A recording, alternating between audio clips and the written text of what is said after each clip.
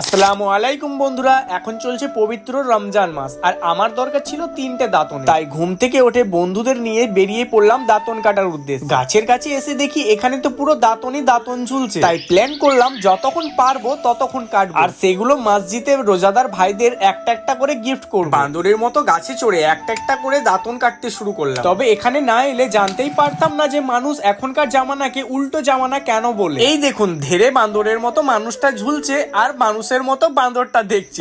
রাস্তা দিয়ে পেরিয়ে যাওয়া কিছু কিছু ভাইরা আমাদের থেকে দাঁতন নিচ্ছিলেন। যেহেতু আজানের সময় হয়ে এসেছিল তাই আমরা চটপট গাছে থেকে নেমে পড়লাম। দেন দাঁতনগুলো ছোট্ট ছোট্ট করে কেটে একটা ব্যাগের মধ্যে ভরে নিলাম। দাঁতনগুলো ভালো করে ধুয়ে নেওয়ার পর চলে এলাম মসজিদে। আমি তো ভাবতেই পারিনি রোজাদার ভাইদের এত দাঁতনের চাহিদা থাকবে। জানলে আমি আরো বেশি করে নিয়ে আসতাম, সমস্ত মানুষকে তো দিতেই পারলাম না। আল্লাহ হাফিজ।